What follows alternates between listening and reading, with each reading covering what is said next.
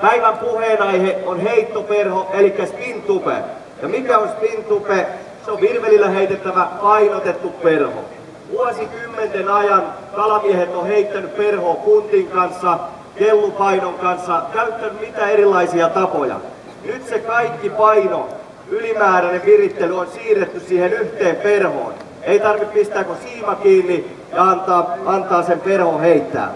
Joka ikinen spintupe on putkiperho, mikä käytännössä tarkoittaa sitä, että kun kala ottaa perhon kiinni, tämä koukku jää suuhun ja paino aina liukuu pois sieltä kalan suusta. Nyt siellä kalan suussa ei ole mitään painoa, mikä repisi sen koukun irti. Ja sitten kun me käytetään lyhytvartista koukkua, ei ole vipuvartta, mitä se kala käyttää hyväkseen vääntämällä itsensä irti. Eli spintupe on virvelillä heitettävä putkiperho suomeksi. Me aloitetaan tämä mun esitys sillä, että me pistetään haukiperho tonne veteen ja tuolta näytöltä jokainen voi seurata tämän haukiperhon uintia tuolla vedessä. Tämä haukiperho on rakennettu siten, että tässä on teräsvaijeri. Se kestää sen hauen iskut, se kestää 20 kiloa vetoa. Ja tämäkin on putkiperho, mikä tarkoittaa, että me voidaan käyttää mitä tahansa koukkua. Ja kun hauki ottaa kiinni, tämä koukku jää suuhun ja paino liukuu karkuun.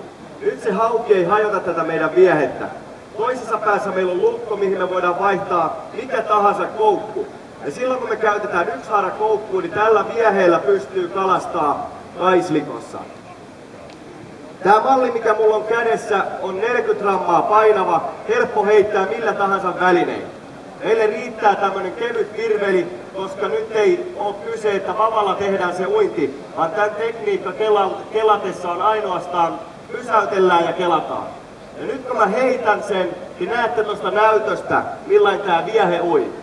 Eli mä kelailen ja pysäyttelen, ja sitten kun siinä on yksi haara koukku, niin se tulee sieltä ruohikosta läpi. Ja tällä vieheellä on tänä keväänä tullut toistaiseksi Suomen suurin hauki vapaväline 14,9 kiloa. Ja tää viehe, mikä mulla on nyt käytössä, niin tän uinti on erittäin hidasta. Kylmä vesi keväällä ja syksyllä pistää hauen todella laiskaksi ja passiiviseksi. Silloin vieheet, mitkä toimii, niin ne menee mahdollisimman hitaasti. Helppo heittää. Nyt kun se tippuu veteen, niin ei tarvitse pitää kiirettä. Mä lähden kelailemaan sekä pysäyttelen välillä tätä viehettä ja se tekee tuommoista erilaista poukkoilua. Ja tää on ainut viehe markkinoilla, mikä vaihtaa tämän uinnin aikana kokoa. Aina kun mulla on kelaus päällä, se on pieni, ja sitten kun mä pysäytän, niin se aukeaa niin kuin medusa. Sitten tässä on se erikoisuus tässä vieheessä, sen lisäksi, että sillä voi kalastaa ruohikossa ja hitaasti, niin kesäaikaan, kun hauki on aktiivinen, se ottaa vieheen pinnasta, niin voidaan kalastaa tällä ihan popperityylillä pinnasta. Ja tämä on mielenkiintoisin kalastustyyli, koska melkein aina sen näkee, kun se kala ottaa kiinni. Monta kertaa tässä pintakalastuksessa se kala lyö ohi, mutta se on tärkein, että kala on aktiivinen ja kaikilla on hauskaa. Sitten mä seuraavaksi otan tähän vieheeseen kuhalle, isolle ahvenelle ja taimenelle tarkoitetun vieheen. Nyt tuosta näyttöstä voi seurata tämän vieheen käyttäytymistä veden alla. Eli 20 grammaa painoa, uppoo nopeasti ja tämä on suomeksi sanottuna hikin korvike. Eli sama tekniikka, me kelaillaan ja pysäytellään, me voidaan tehdä vavalla pientä nyppyä, taikka sitten vaan ihan kelata suoraan. Ja se on painotettu tää viehe sillain, että se hakkaa pohjaa niin kuin syövä pikkukala. Sitten meillä käytetään tämän vieheen kanssa 1 tai 2 haara koukkuu, ja kun sen koukun kääntää ylös, niin se vähentää sitä pohjakosketuksia, koska kaikki nämä spintupet on painotettu siten, että ne ui yhdessä asennossa. Sen jälkeen kun kuha, ahven tai taimen ottaa kiinni, tämä koukku jää suuhun ja kaikki paino liukuu karkuun. Ja nyt se ei hajota sitä meidän viehettä.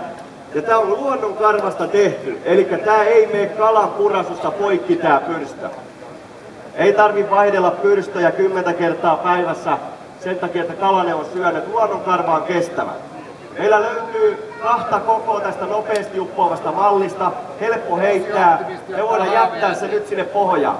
Ja kun mä äsken puhuin siitä luonnonkarvan erikoisuudesta, nyt kun tää viehe tipahtaa tuonne pohjaan, niin se rävähtää auki. Se on niinku medusa. Nyt kun mä kelaan, se menee suppoon ja sen jälkeen kun se pysähtyy tai menee pohjaan, niin se karva avautuu siinä ja se on monesti kalalle liikaa.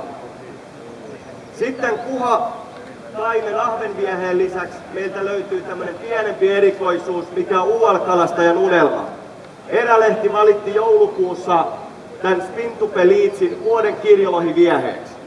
Jos on asiaa koskille, järvelle, lammelle, missä on kirjolohta, ilman tätä en lähtisi. Helppo heittää, se painaa 5-6 grammaa. Ja tää on painotettu kans siten, että kun yksi haarakoukkua käyttää, niin se ei ota pohjakosketuksia. Se voidaan, kalastustekniikoita on niin monta kuin kalamiestä.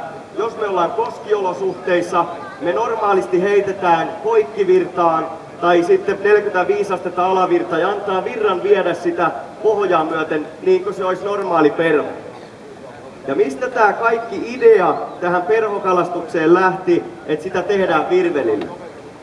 Vuosien saatossa, varsinkin kun haukea kalasteltiin, ja alkoi syömään miestä semmonen, kun perhokalastajat tuli sinne kaislikoihin, ne pysty heittämään kaislikkoon, ne pysty uittamaan äärettömän hitaasti sitä perhoa.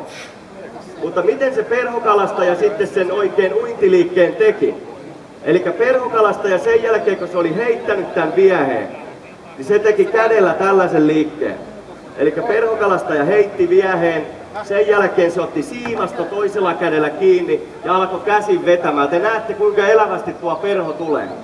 Virvelimiestä harmitti, että voi hyvänen aika, että tekisi mieli itse kalastaa samalla tyylillä kevyesti, hitaasti ja siten, ettei kelauksen loputtua se viehe painu heti pohjaan.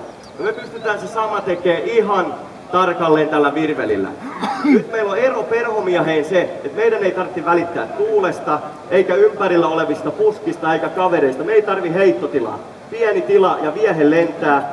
Ja nyt me tehdään se sama uittoliike sillain, että mä 15 minuutin käännöksiä teen tällä perhokelalla, ja te näette tuolla toisessa päässä, kuinka iso liike se on. Jos mä haluan tehdä isompaa uintiliikettä, mä kelaan 2 kertaa ja pysäytän. 3 kertaa ja pysäytän.